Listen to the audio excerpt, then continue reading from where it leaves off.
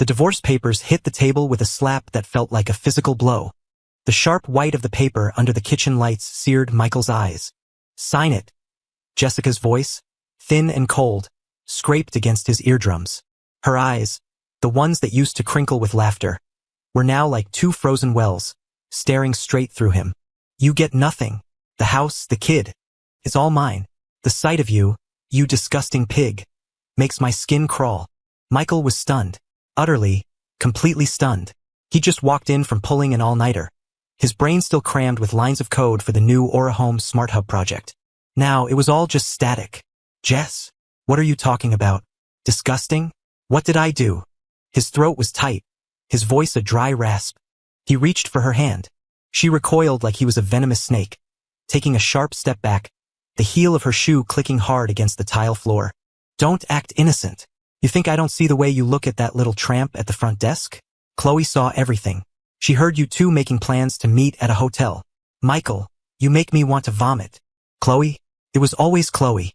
Jessica's supposed best friend had become a permanent fixture in their lives over the past 6 months, constantly dragging Jessica out for shopping sprees, spa days, and long lunches. Every time she came over, her perfectly made-up eyes would drift over him with a faint, unreadable smile. Michael had always found her gaze unsettling, but he'd kept his mouth shut for Jessica's sake. Now he realized that smile had been coated in poison. Chloe saw? What did she see? "Jess, listen to me. I've barely said 2 words to the new receptionist. Chloe is lying to you." Michael's voice rose, the veins on his forehead pulsing. A tidal wave of disbelief and fury crashed over him. "Lying? Chloe is my best friend. She would never hurt me." Jessica's tears finally fell, hot tears of rage and finality, not sorrow. "She's been more loyal to me than you ever were. Michael, you're signing this, today. I can't spend one more day married to you. I can't even stand to look at you." She snatched a pen from the counter and slammed it down on the papers with enough force to threaten the oak table beneath. Then, she spun around, stormed into the bedroom, and slammed the door. The sound echoed through the house, leaving Michael alone with the cold, clinical document. His heart felt like it was being squeezed by an invisible fist. The pain so intense it was hard to breathe. His world was spinning, shattering. It was over. That was the only thought his brain could form. 7 years of marriage, their 4-year-old son Leo's happy home, everything he'd worked himself to the bone for, gone. All because of a few venomous words from Chloe. The living room was dead silent except for the tick-tock of the wall clock, each sound a hammer blow against his chest. He collapsed onto the sofa, burying his face in his hands, yanking at his hair, hoping the physical pain could somehow drown out the suffocating agony in his soul. How did this happen? What had he done? He didn't know how long he sat there. Minutes, maybe an eternity. Then, the soft click of the bedroom doorknob. Michael's head shot up, a fragile ember of hope igniting in his chest. Jess? But it wasn't Jessica. It was Chloe. She was wearing a form-fitting, champagne-colored silk dress that hugged every curve, her makeup flawless. She held a glass of water, gliding toward him with a look of perfectly calibrated, sympathetic concern. "Michael," she purred, her voice a soft, soothing balm. "Don't be so hard on yourself." She placed the glass on the coffee table in front of him, the clink of glass on glass unervingly loud. Michael flinched as if he'd been stung. He stared at her, his eyes sharp as daggers. "You, what the hell did you say to her? Why would you do this to us?" His chest heaved, rage threatening to choke him. The fake sympathy on Chloe's face melted away, replaced by a strange, predatory smile. She ignored his question, leaning down toward him. As she moved, the silk neckline of her dress gaped open, offering a deliberate glimpse of pale skin and the curve of her breast. A heavy, cloying perfume enveloped him, so sweet it turned his stomach. She leaned in close, her red lips almost brushing his ear, her warm breath a disturbingly intimate caress.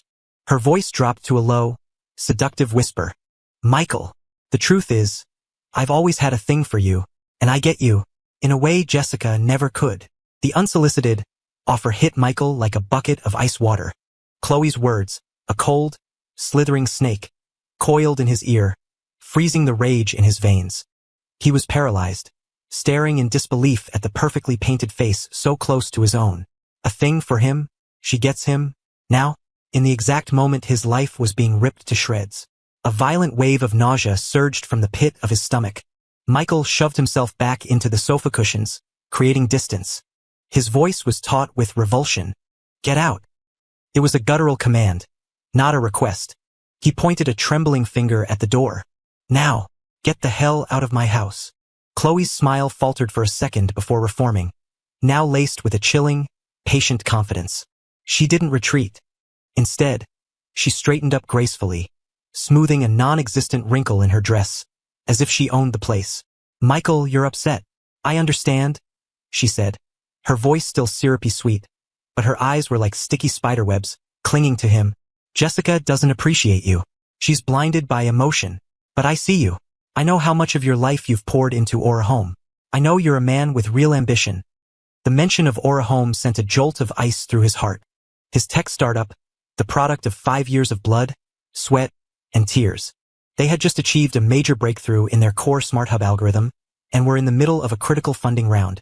The data, the culmination of countless sleepless nights for him and his team, was locked in the safe in his home office. Why would she bring that up now? Suspicion, like ink dropped in water, clouded his already chaotic mind. Jessica's sudden, unshakable decision to divorce, Chloe's perfectly timed eyewitness account, and now this grotesquely inappropriate advance. Her eyes held a deep, calculating glint that had nothing to do with desire. This wasn't about him. Not really. The thought was so absurd it was almost laughable. Michael forced a breath into his lungs. Anger was a luxury he couldn't afford. It was a trap. He locked his eyes on hers, searching for a crack in the facade. Get you? Chloe, what do you really want? Stop playing games. Her smile widened. A cat and mouse smirk. She toyed with an expensive-looking diamond bracelet on her wrist, the light catching the facets. I want to help you, Michael. You're in a tough spot. The company needs stability. It needs capital. It needs someone who believes in you. She took a small step closer, her voice dropping to a conspiratorial whisper laced with raw proposition. I can give you everything Jessica can't. Connections, resources, even... She paused, her gaze lingering on his clenched jaw. Unconditional support. All you have to do is give me a chance. Her fingertips, cool and manicured, brushed against the back of his hand on the armrest. Michael snatched his hand back as if he'd been shocked, his stomach churning. This wasn't a suggestion. It was a transaction, a hostile takeover. He was the price for her support, for Aura Home. Was she insane? Or was there something much more sinister behind this? Out. His voice was ice, leaving no room for argument.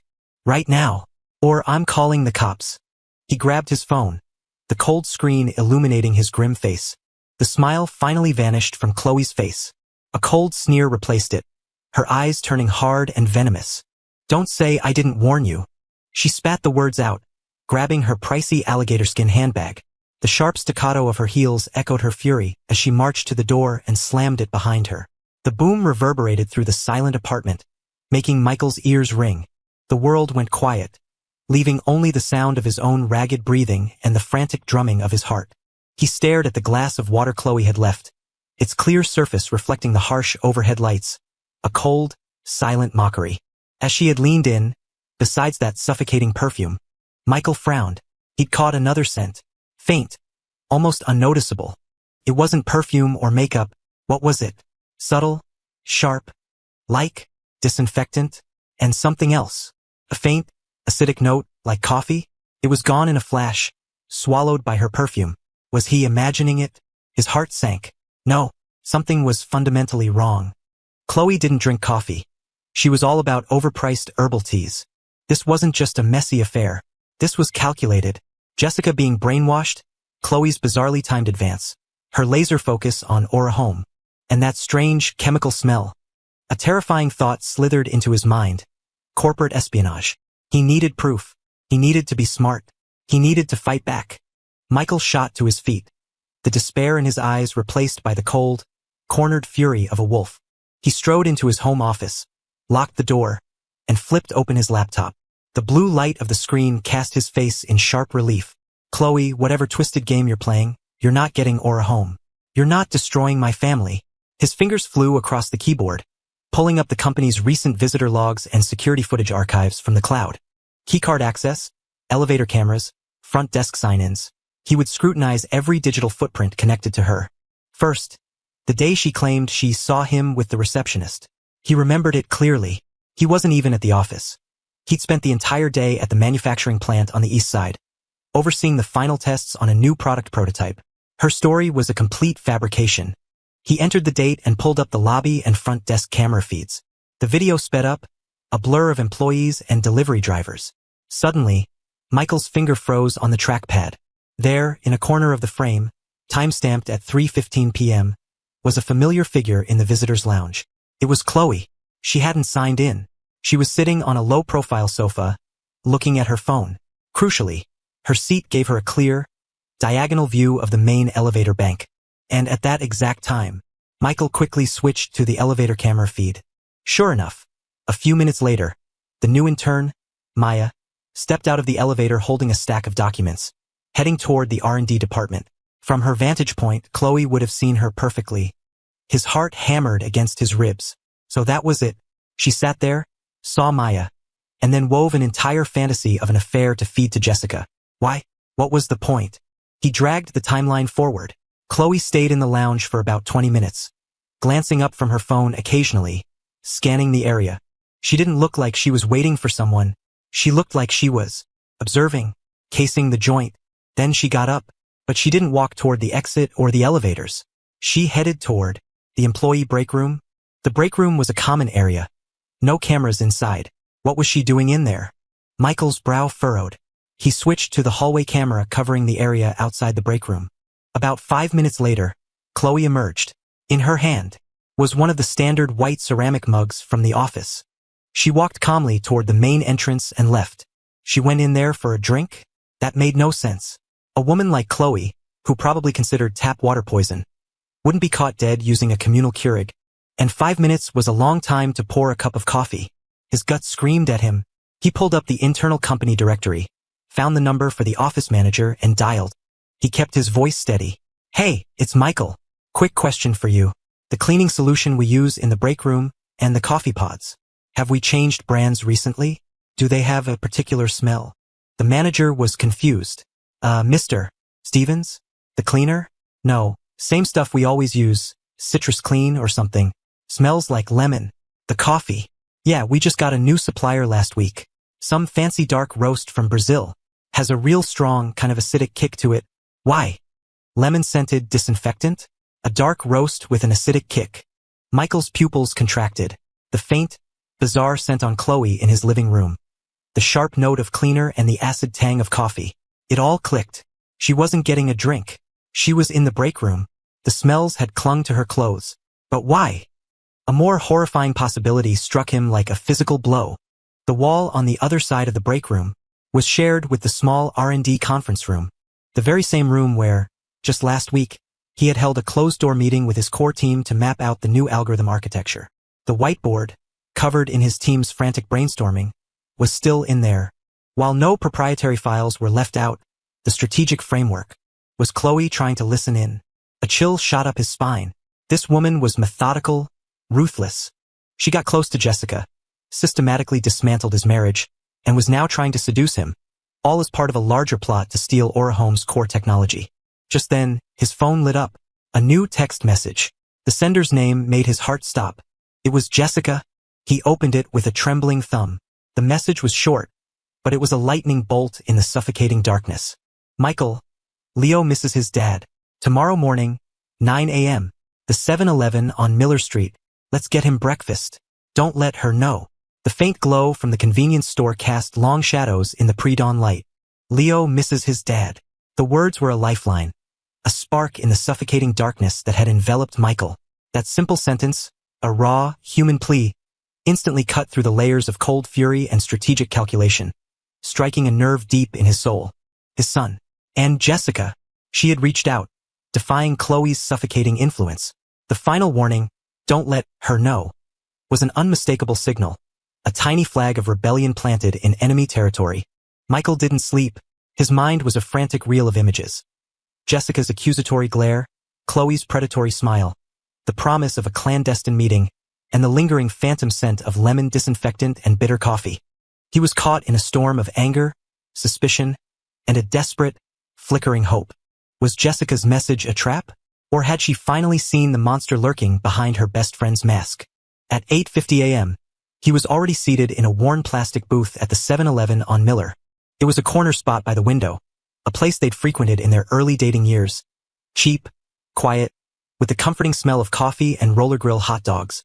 He'd bought 2 coffees and a box of donut holes, his eyes glued to the glass door, his fingers unconsciously clenching the hot paper cup.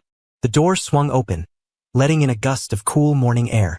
Jessica walked in, holding Leo's hand. The sight of her sent a pang through Michael's chest. In just a few days, she seemed to have shrunk. Her face was pale, almost translucent, with dark, bruised-looking circles under her eyes.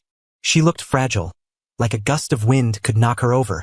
But her eyes, though exhausted and haunted, lit up for a fraction of a second when she saw him, a flicker of recognition before the heavy curtain of fear and sorrow fell again. "Daddy!" Leo's joyful shout cut through the tense silence. The little boy broke free from his mother's grasp and launched himself at Michael like a torpedo, wrapping his small arms tightly around his neck. "Daddy, I missed you so much. Mommy said you were on a business trip for a long, long time." His voice caught, thick with unshed tears. Michael hugged his son, burying his face in the soft, sweet-smelling hair. He was overwhelmed, his throat too tight to speak. He just held on, nodding fiercely. Jessica drifted over and slid into the booth opposite him. She wouldn't meet his eyes, staring down at the table, mechanically stirring her untouched coffee with a plastic straw. The air was thick with unspoken words. "Mommy!" Leo looked up from Michael's embrace, his big eyes darting between his parents. He sensed the tension. "Did you and Daddy have a fight?" Jessica's shoulders trembled almost imperceptibly. Still looking down, she answered, her voice raspy. "No, sweetie. Eat your donuts before they get cold."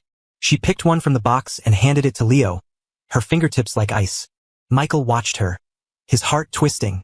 He took a deep breath, trying to keep his voice gentle, probing. "Jess, are you okay? Is Chloe?" "Don't say her name." Jessica's head snapped up, her voice suddenly sharp, bordering on hysterical. A couple at the counter glanced over. Realizing her outburst, she immediately shrank back, her shoulders shaking. Her voice dropped to a terrified whisper, choked with tears. "Michael, I think I made a terrible mistake. I feel like I'm trapped in a nightmare I can't wake up from." Michael's heart plunged. He leaned forward, his eyes locked on hers. "What nightmare? Jess, tell me, what happened?" Tears splashed into her coffee cup. She was biting her lower lip so hard it was turning white. She's changed. She's terrifying." Her words came out in broken, breathless bursts. "She's been staying at my place. Last night, I got up for some water, and I heard her talking in her sleep." Jessica looked up, her bloodshot eyes wide with a terror that was visceral and real. She was saying, "The core algorithm. Have to get it. Whatever it takes." And then she said, "Michael must be neutralized." Jessica was trembling violently now, like a leaf in a storm. Her voice, it was so cold, inhuman. It was horrible. "Michael, I'm so scared. Who is she? What does she want? Core algorithm. Whatever it takes. Neutralized." The words slammed into Michael like a battering ram, shattering his last sliver of doubt. Chloe's target was Aura Home's technology. Dismantling his family was just collateral damage, a means to an end. The woman was a corporate spy, a predator in plain sight. A cold, white-hot fury burned through him, incinerating the pain and leaving behind a core of diamond-hard clarity. He looked at his terrified wife, at his innocent son happily munching on a donut, and a plan, a ruthless, vengeful plan began to form. "Jessica." Michael's voice was low, steady, imbued with a power she hadn't heard in years. "Look at me. Listen to me very carefully," he said, each word precise and deliberate. "We're out of options. Chloe is a corporate spy. Her goal is to steal my company's most valuable technology, getting close to you, turning you against me.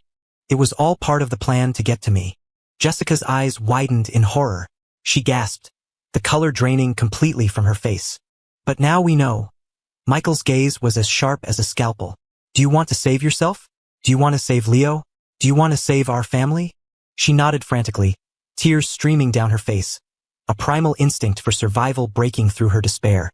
"Then you're going to do exactly what I say." His tone was a strange mix of command and comfort. From this moment on, you play along. Act like you're still under her spell, like you still hate my guts. Whatever she asks you to do, you do it. Keep her calm. And most importantly, she can never, ever know we met today. Can I? Can I do that? Jessica's voice was a fragile whisper. For Leo, you have to, Michael said, his voice iron. Leave the rest to me. I am going to make her pay for every single thing she has done. He reached across the table and took her hand. It was freezing, trembling. He squeezed it hard, willing his strength into her. Jessica felt the warmth, the familiar calloused grip, and looked up into his eyes. The despair was gone, replaced by a burning, unyielding resolve. For the first time in days, a crack of light pierced her suffocating darkness. Okay, I'll do it, she choked out, squeezing his hand back as if it were the only solid thing in the world. Just then, Michael's eyes flicked to the corner of the ceiling, where a small, black dome of a security camera was mounted. An idea sparked. He immediately pulled out his phone. What is it? Jessica asked, her voice laced with anxiety. Evidence, Michael said without looking up, his fingers flying across the screen. This store's security footage proves we met here today. If Chloe tries to claim later that we conspired against her from the beginning, this will be our proof that we didn't. He quickly called the store manager, whom he knew casually from years of being a regular customer. He invented a story about his wallet being stolen in the store, a white lie to urgently request a copy of the security footage from their booth for that specific time slot. Holding the video file on a thumb drive a few minutes later felt like a small, concrete victory. It was the first link in a chain of evidence, the first step in rebuilding the trust between him and Jessica, the first shot fired in their counterattack. After Jessica and a reluctant Leo left, Michael didn't go back to the office. He drove straight to a garage on the industrial east side, a place run by an old-school mechanic he trusted implicitly. Mikey? What's wrong with the car today? Sal, a cigarette dangling from his lips, slid out from under a jacked-up sedan. Sal, I need a favor.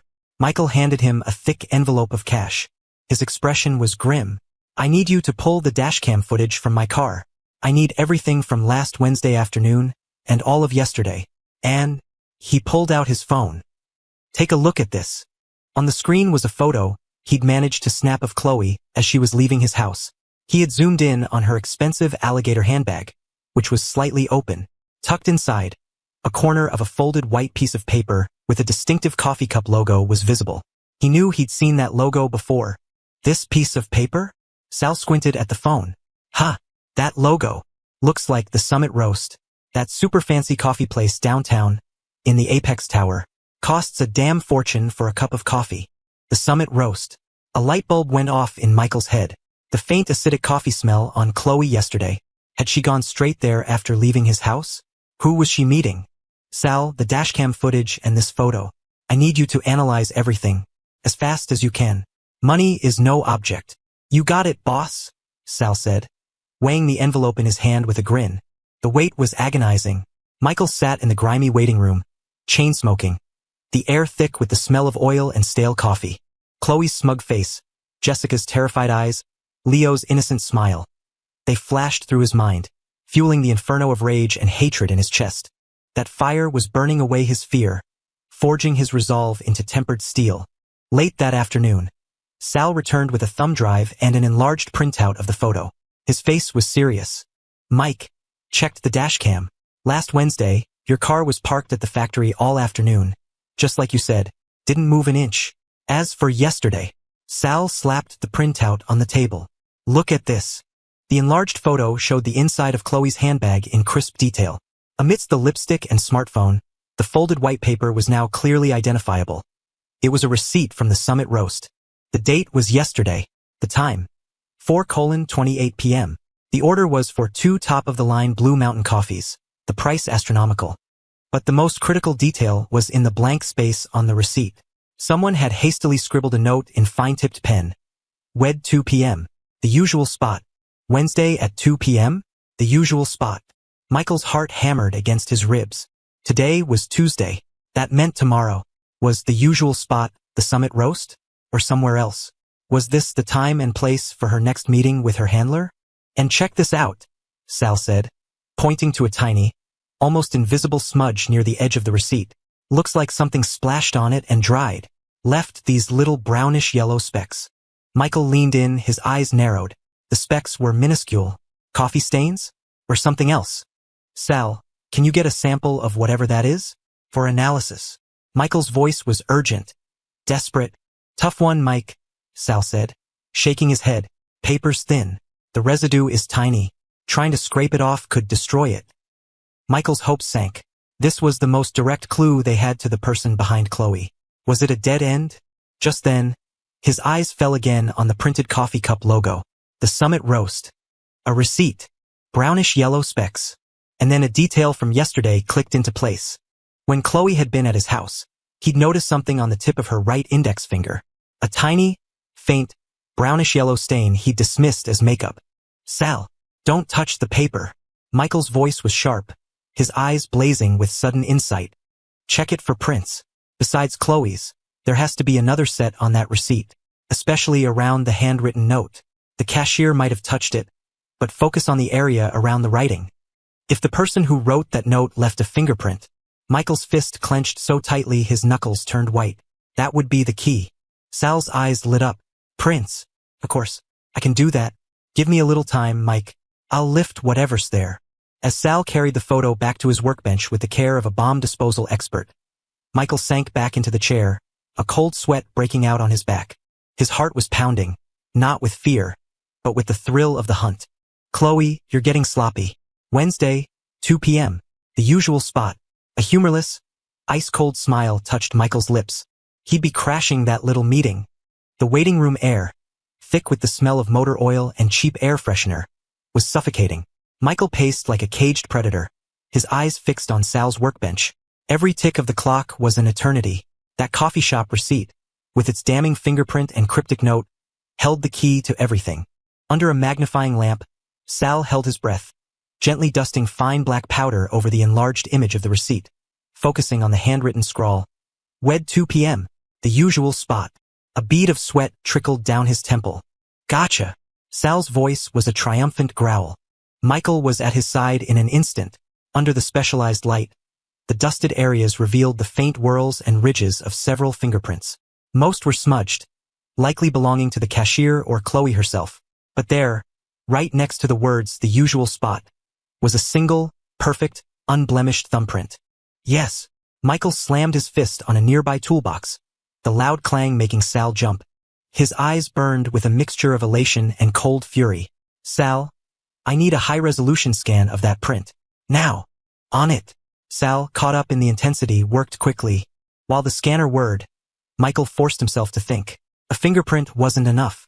He needed to know where the usual spot was. He pulled out his phone and did a quick search. The Summit Roast was an exclusive, members-only cafe on the top floor of the Apex Tower, the most prestigious office building in the city. The Apex Tower. Michael's blood ran cold. He remembered. Last week, he had attended a tech industry mixer there, in one of the mid-level conference rooms. And in the elevator, he'd seen a familiar face. Who was it? He racked his brain. Yes, a vice president from Innovate Dynamics. A polished man in his 40s with thin, gold-rimmed glasses. What was his name? Thorne. Marcus Thorne. Innovate Dynamics was Orahome's biggest and most ruthless competitor. The pieces slammed together with brutal clarity. Chloe's handler was Marcus Thorne. The corporate espionage was being run by their chief rival. Just then, Sal handed him a USB drive. Got it, Mike. Cleanest scan I could get. Michael took the drive, the plastic warm in his hand. He immediately called a contact he had, a retired detective who now did private security consulting, briefing him on a case of corporate theft and asking for an urgent, off-the-books fingerprint match. This will take time, Mike. Running a print like this isn't easy. His friend warned. I know. Just do it. It's life or death, Michael said, his tone leaving no room for argument. Hanging up, he felt a wave of exhaustion wash over him, but his mind was buzzing. Chloe's betrayal, Innovate Dynamics, the fingerprint. The puzzle was nearly complete. Tomorrow, Wednesday at 2 p.m., was the endgame. He had to be there. He wasn't just going for evidence. He was going to expose the snake at the top. But he couldn't go in blind. He took a deep breath and dialed Jessica's number. It rang 3 times before she answered. Her voice a hushed, anxious whisper. Hello. It's me. Michael's voice was calm, controlled. Listen, I need your help. It's important, and it's dangerous. But you're the only one who can do it. Tell me, she said, her voice filled with a new, desperate resolve. Is Chloe with you? Is there any chance she's bugged your apartment? No. She's at her own place. I don't think there are any bugs. Okay, here's the plan. Tomorrow afternoon, I need you to get Chloe out of her apartment. Take her somewhere far from the Apex Tower, as far as you can get. Keep her occupied until at least 3:30 p.m. A spa day, a doctor's appointment. I don't care what excuse you use. Just make sure she is nowhere near downtown. Can you do that? There was a pause. Then the sound of Jessica taking a shaky breath. Yes, I can. I'll book a full-day package at that wellness retreat out west. It takes hours. She's obsessed with that kind of thing. Perfect. Be careful. Don't let her suspect anything. You're just her best friend wanting to de-stress. One more thing. I need you to get me a small piece of fabric from a coat she's worn recently or plans to wear tomorrow. Something the size of your thumbnail. Can you do that? And do it fast. Fabric? Why? Don't ask. Just trust me. Okay. I'll try. After hanging up, Michael called Kevin, his lead engineer and co-founder at Aura Home. Kevin, it's me. I need you to get me a few things. Off the books. Total secrecy. Time blurred into a series of tense preparations. Jessica sent a text. A small swatch of dark gray fabric, snipped from the inner lining of a trench coat Chloe had left hanging in the closet, was on its way via a courier service. Kevin came through with a miniature, high-definition audio-video recorder disguised as a Mont-Blanc pen and a signal jammer built into a car key fob. That evening, his detective friend called back. His voice was grim. Mike, I got a match on your print. You're not going to believe this. Who is it? Michael's heart was in his throat. Marcus Thorne, VP at Innovate Dynamics. His prints are in a civil database from a deposition he gave a few years back. It's him. A 100% match. Innovate Dynamics. Marcus Thorne. The final piece of the puzzle locked into place. A volcanic rage erupted inside Michael. To steal his technology, they had stooped to this, destroying his family, his life. He would make them pay. His eyes were chips of ice. He looked at the crystal-clear image of Thorne's thumbprint on his screen, and at the small square of gray fabric now in his hand. A cold, predatory smile touched his lips. Chloe, Marcus, tomorrow afternoon, 2 p.m. The summit roast at the Apex Tower. Your usual spot? Excellent. I'll be there, to deliver a gift you'll never forget. At 1:40 p.m. the next day, Michael stood across the street from the Apex Tower, dressed in a sharp, dark gray suit that fit him like a second skin. He looked every bit the successful tech CEO. He glanced up at the skyscraper's gleaming peak, where the summit roast was located, the afternoon sun glinting off the glass.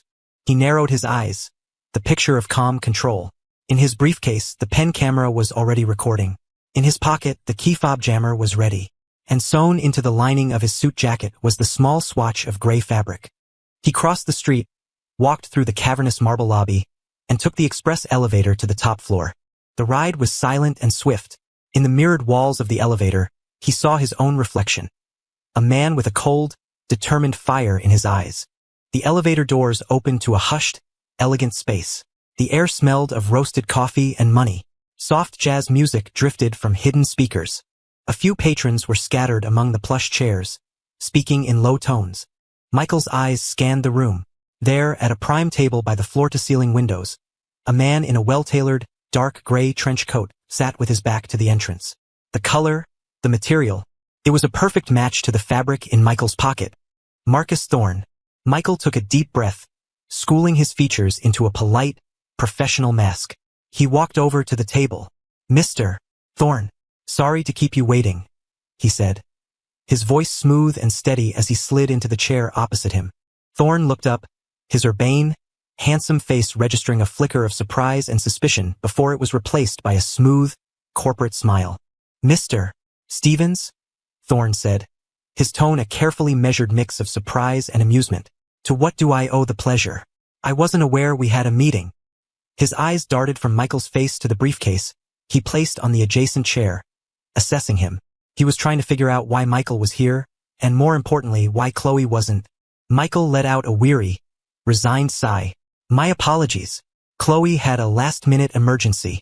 She asked me to meet you and deliver the package. He tapped the briefcase meaningfully. Chloe. Thorne's brow furrowed slightly. the mask slipping for a fraction of a second. What kind of emergency? And what package? His voice was even, but Michael caught the undercurrent of tension. Family stuff. You know how it is, Michael said with a dismissive wave. He leaned in, lowering his voice to a conspiratorial whisper. As for the package, it's what you've been paying for, the initial framework for the Aura Home Core algorithm. He let the words hang in the air. Thorne's breath hitched. Michael saw his fingers tighten around his coffee cup, his knuckles turning white. The greed and elation in his eyes were unmistakable, warring with a sliver of caution. Mr. Stevens, that's a very bold claim, Thorne said, trying to sound casual, but his voice was tight. Is it? Michael gave a humorless laugh. Let's cut the crap, Thorne.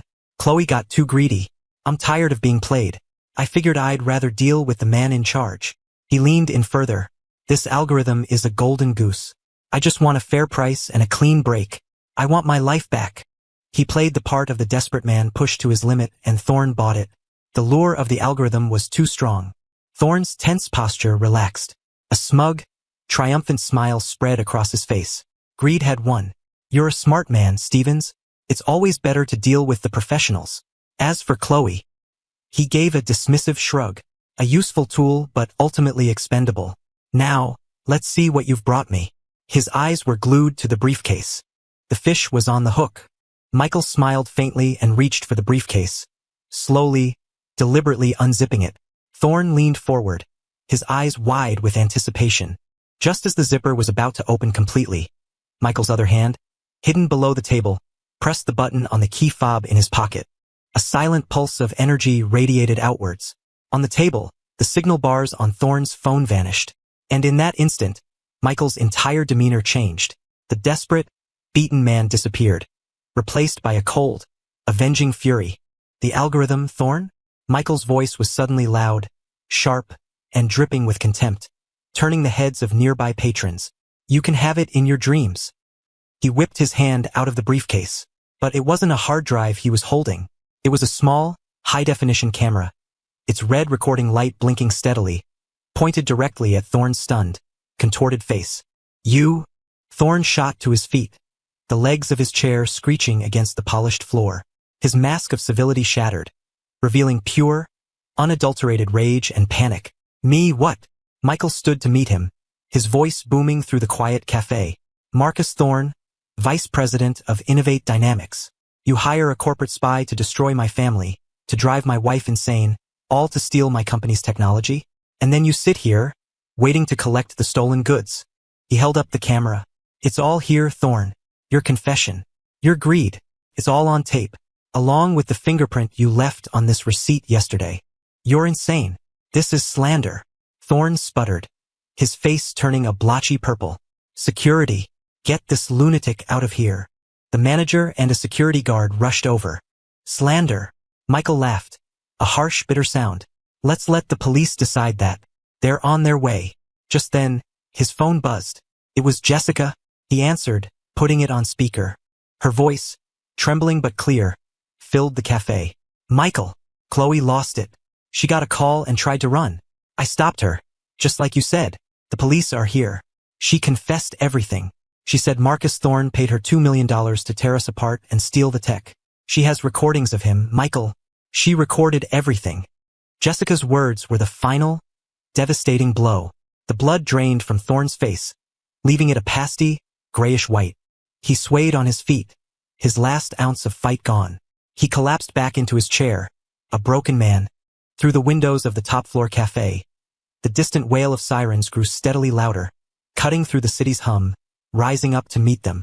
The wail of the sirens grew into a piercing scream, an inescapable soundtrack to Marcus Thorne's downfall. He slumped in the plush chair, the expensive gray trench coat now looking like a shroud. His glasses were askew, his eyes vacant. The patrons who had once looked at him with deference now stared with open disgust. Michael watched him, a cold, hollow feeling settling in his chest.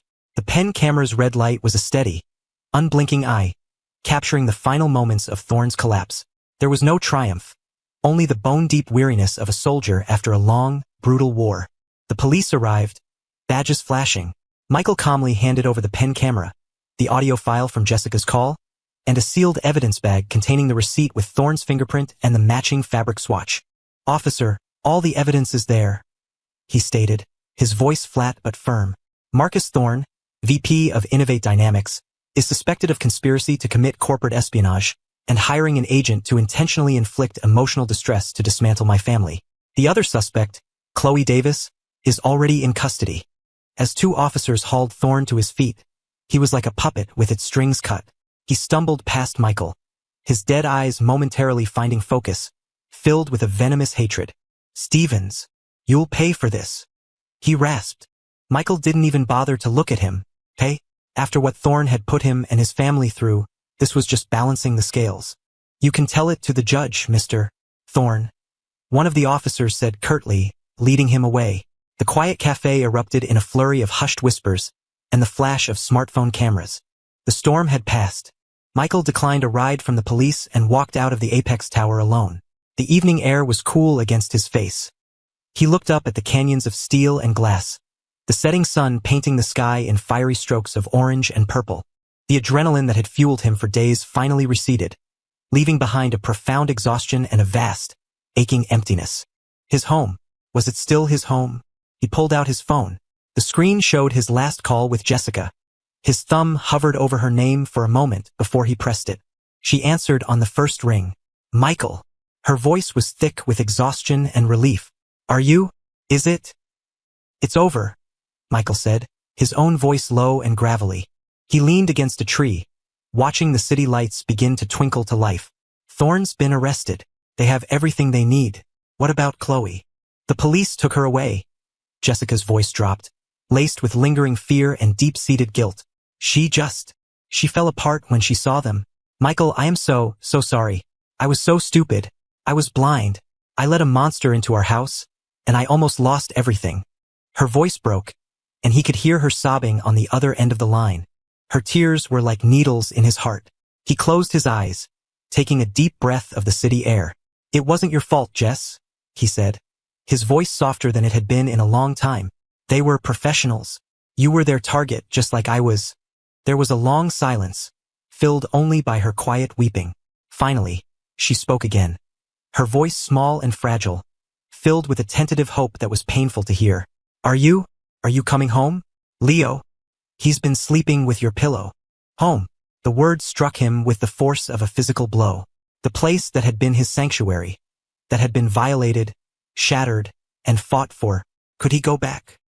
He looked toward the west, in the direction of their house, where the last embers of daylight were fading from the sky. "Wait for me," Michael said, his voice quiet but certain. "I'm coming to get you. We're going home." He hailed a cab, letting the evening traffic carry him through the familiar streets. The anger was gone, replaced by a heavy sense of loss, but beneath it, something new was beginning to grow.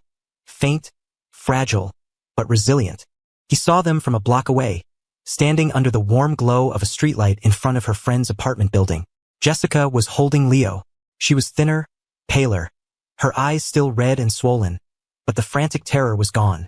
In its place was a look of profound, weary relief. Leo, his head resting on her shoulder, was staring down the street, waiting. When Leo saw Michael get out of the cab, his face lit up. He scrambled down from Jessica's arms and ran, his little legs pumping, his arms outstretched. "Daddy, Daddy!" Michael knelt, catching his son in a tight embrace, burying his face in the boy's hair, breathing in the scent of home. The small, warm body in his arms was an anchor, a balm that soothed the raw, open wounds in his soul. Jessica walked over slowly, stopping a few feet away, her hands clasped tightly in front of her.